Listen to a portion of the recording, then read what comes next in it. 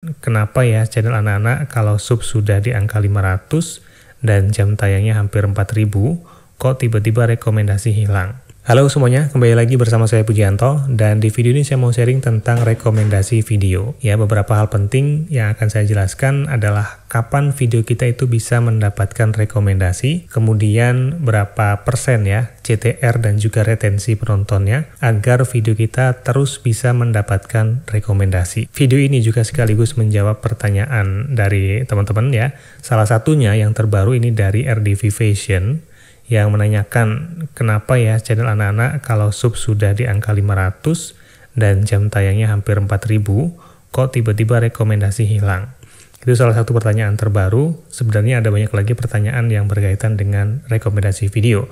Karena seperti kita tahu ya, teman-teman semuanya pasti tahu bahwa rekomendasi itu sangat bisa untuk meningkatkan view video kita secara cepat ya, secara gratis tanpa kita harus susah payah mempromosikannya. Jadi nggak heran kalau banyak teman-teman yang pingin banget ya mendapatkan rekomendasi dan pingin tahu bagaimana sih rekomendasi itu bekerja agar bisa mendapatkan dan mempertahankan rekomendasi videonya. Oke teman-teman, di sini saya akan coba jelaskan dengan bahasa yang sederhana ya. Dan ini berdasarkan dari penjelasan yang ada di YouTube Kreator Indonesia serta berdasarkan logika dari programmer ya. Jadi kalau misalnya saya membuat sebuah aplikasi ya, atau jika saya sebagai programmernya YouTube pun akan berpikir hal yang sama, akan memiliki jalan pikiran yang sama dalam proses membuat sistem rekomendasi video. Oke teman-teman, jadi yang pertama bahwa rekomendasi itu bisa dikatakan adalah hak dari sistemnya YouTube. Kapan kita akan mendapatkan rekomendasi, video kita yang mana ya, video mana yang akan direkomendasikan, itu sepenuhnya tidak bisa kita kontrol secara langsung ya teman-teman. Tapi kita hanya bisa melakukan beberapa hal kecil ya yang dalam kendali kita, yang itu bisa meningkatkan kemungkinan untuk mendapatkan rekomendasi. Jadi bukan seperti ada tombol rahasia, ketika diklik langsung rekomendasinya aktif ya, bukan seperti itu. Nah, hal lain di luar kendali kita yang sangat menentukan rekomendasi adalah dari faktor penonton. Sebenarnya penontonlah yang menentukan video kita itu bisa mendapatkan rekomendasi atau enggak, dan kapan bisa mendapatkan rekomendasinya. Karena sistem rekomendasi YouTube itu dibuat adalah untuk membantu penonton dalam menemukan video yang tepat dan juga di waktu yang tepat. Jadi bukan sebaliknya ya, jadi bukan sistemnya mencarikan penonton untuk video, tapi mencarikan sebuah video untuk diberikan ke penonton yang tepat. Ketika ada seseorang membuka YouTube ya, baik itu membuka aplikasi YouTube di mobile atau membuka youtube.com ya di website, itu sistem akan bekerja. Yang pertama adalah ngecek dari profil pengguna YouTube ini. Nah, pengguna YouTube ini umurnya berapa misalnya, lalu interestnya terhadap hal apa, sukanya nonton video apa, berapa lama durasi tontonnya ya, masing-masing video yang ditonton itu YouTube punya catatannya. Nah, dari bekal data-data ini ya, sistemnya itu akan bekerja mencari video yang kira-kira cocok untuk orang yang profilnya sudah dicatat tadi. Jadi ibaratnya ada seorang yang datang ke toko, itu akan dicek profilnya, alamatnya di mana, kemudian sukanya apa ya, dicatat, kemudian sistem akan masuk ke dalam library-nya YouTube ya, yang ada kumpulan video-video itu. Dia akan kembali membawa video yang sesuai dengan profil orang tadi. Misalnya orang ini pernah nonton video tentang mancing, pernah nonton video tentang memelihara kucing misalnya, atau pernah nonton video tentang masak gitu ya. Nah, dari beberapa hal ini dicek lagi tuh, berapa lama nonton video mancingnya, berapa lama nonton video tentang kucing misalnya, atau berapa lama nonton video tentang masaknya. Ini akan diperingkat. Yang kemungkinan paling direkomendasikan, yang durasi tontonnya lama, atau yang paling sering ditonton. Maka nanti akan dimunculkan rekomendasi ya, video-video yang muncul di berandanya itu yang sesuai dengan profilnya, sesuai dengan ketertarikannya. Jadi ada beberapa video yang mungkin teratas itu yang kemungkinannya dianggap paling besar bisa diklik, kemudian ke bawah lagi itu semakin kemungkinannya semakin kecil. Oh iya, jadi fitur rekomendasi ini ada di dua tempat ya teman-teman. Yang pertama ada fitur jelajah. Nah, fitur jelajah ini yang termasuk dalam berandai atau di layar utama, kemudian di feed subscription, dan juga di fitur akses lainnya.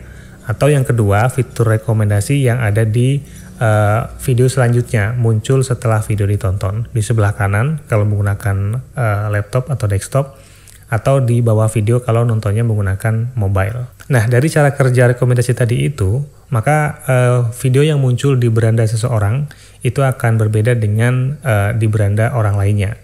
Ya, ketika saya membuka sebuah beranda video, itu yang muncul video-videonya akan berbeda dengan di beranda teman-teman semua. Begitupun di saat saya membuka beranda saat ini ya, nanti akan muncul yang berbeda video-videonya saat saya membuka lagi beranda di beberapa menit kemudian atau beberapa jam kemudian. Karena sistem rekomendasi YouTube itu akan memunculkan video di beranda-beranda saya itu sesuai dengan minat dan juga waktunya. Kalau misalnya minatnya banyak, tentu itu akan bergilir ya. Di pagi hari misalnya muncul tentang apa gitu ya, tentang topik A. Kemudian nanti siangnya akan muncul tentang topik B dan seterusnya. Nah, jadi jelas ya teman-teman, sistem rekomendasi YouTube itu membantu penonton untuk menemukan sebuah video atau menerima video yang muncul di berandanya di video selanjutnya juga. Bukan dia mencari video untuk mendapatkan penonton. Nah, jadi kapan video kita bisa mendapatkan rekomendasi? Maka jawabannya adalah ketika ada penonton yang sesuai dengan video kita. Misalnya kita baru saja upload sebuah video, ya, video kita sudah masuk di library-nya YouTube, di perpustakaannya YouTube. Kemudian di saat yang bersamaan atau dalam waktu yang berdekatan ada penonton yang masuk di YouTube yang sesuai dengan video kita, ya, profilnya memungkinkan untuk nonton video kita, ya maka dalam waktu dekat itulah video kita juga akan direkomendasikan. Tapi kalau misalnya kita upload sebuah video itu sudah tersimpan di perpustakaannya YouTube ya, dan dalam waktu yang lama atau bahkan sampai berbulan-bulan nggak ada yang penonton sesuai dengan video kita, nggak cocok dengan video kita, ya video kita nggak akan mendapatkan rekomendasi. Nah, untuk itu kalau teman-teman mau cepat mendapatkan rekomendasi, tentu saat akan membuat video harus melakukan riset. Kira-kira dalam waktu yang baru-baru ini ya, trennya itu video seperti apa yang banyak penontonnya. Itu yang merupakan salah satu upaya kita agar video kita cepat mendapatkan rekomendasi. Nah, kemudian pertanyaan selanjutnya, kalau kita sudah mendapatkan rekomendasi, untuk mempertahankannya itu durasi tonton video kita itu harus berapa persen, retensinya berapa persen, dan juga rasio klik tayangnya berapa persen gitu ya. Nah, itu yang sering ditanyakan juga, sering jadi perdebatan. Ada yang bilang kalau rekomendasi itu akan bertahan kalau retensi video kita di atas 30%. Ada yang bilang di atas 40%. Ada yang bilang juga di atas 50% dan seterusnya. Nah, jadi teman-teman yang bisa saya jelaskan bahwa persentase retensi video kita itu nggak ada patokannya. Mana yang bisa menentukan rekomendasi terus berjalan dan mana yang akan menurunkan rekomendasi itu nggak ada patokan pastinya. Nilai persentasenya itu sangat tergantung dari persaingan teman-teman. Nah, persaingan maksudnya adalah dalam satu topik tersebut rata-rata berapa sih persentase retensi penontonnya. Kalau misalnya video kita tentang mancing gitu ya, sedangkan video tentang mancing ini punya retensi tonton rata-rata, video-video lain yang sejenis 30%. Dan kalau kita sudah mendapatkan di atas 30% atau bisa 40%-an lebih, itu maka video kita termasuk bagus. Itu akan terus mendapatkan rekomendasi. Tapi misalnya dalam satu tema yang sejenis dengan video kita itu, rata-rata retensi penontonnya di atas 50%. Maka kalau video kita di bawah 50% atau misalnya cuma 40%, ya video kita termasuk buruk ya retensinya. Jadi nanti akan hilang rekomendasinya. Nah, singkatnya, berapa retensi video kita yang bisa mempertahankan rekomendasi itu tergantung dari persaingan di dalam topik video kita. Ada video yang retensinya hanya 20%-an, tapi dia bisa terus mendapatkan rekomendasi karena kebetulan dalam satu tema video itu yang lain mungkin di bawah 20%. Ada juga yang video retensinya di atas 40% ya, tapi rekomendasi tetap hilang, sulit mendapatkan rekomendasi karena video-video lain yang sejenis mungkin retensinya di atas 40%. Nah, jadi teman-teman nggak perlu menjadikan itu sebagai patokan berapa persen, tapi buatlah video semenarik mungkin agar mendapatkan persentase retensi penonton setinggi-tingginya. Sehingga bisa dikatakan lebih unggul retensinya dibanding video sejenis atau video yang ada dalam satu tema. Oke, sekarang upaya apa yang bisa kita lakukan untuk meningkatkan rekomendasi atau mempertahankan rekomendasi yang sudah kita dapatkan. Ini sebenarnya nggak bisa kita lakukan secara langsung ya, misalnya dengan klik satu tombol, kemudian kita mendapatkan rekomendasi, itu nggak. Tapi yang bisa kita lakukan adalah sebatas dari hal-hal yang bisa kita kendalikan. seperti kualitas video ya. Jadi kalau kita bisa membuat sebuah video yang membuat penonton terus menonton lebih lama, maka retensinya akan bagus dan itu akan meningkatkan kemungkinan rekomendasi akan bertahan lama. Sebelum itu, kita juga bisa mencari video dengan topik yang memang banyak pencarinya. Nah, kalau video kita yang dibuat itu ada topik yang sedang trending ya, maka kita akan kemungkinan bisa mendapatkan rekomendasi dengan lebih cepat. Yang bisa kita maksimalkan lagi adalah dalam proses pembuatan judul ya, pembuatan thumbnail, dan juga tentu saja deskripsi video.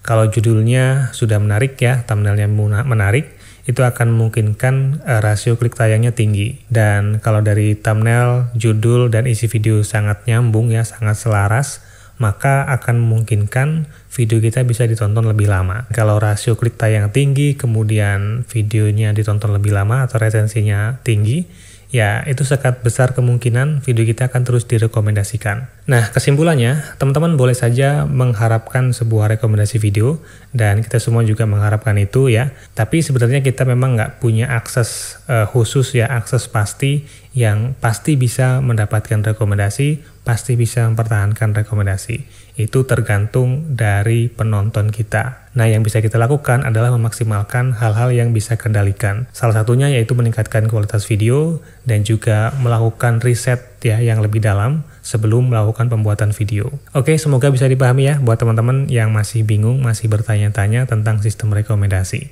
Terima kasih sudah menonton dan sampai jumpa di video saya selanjutnya.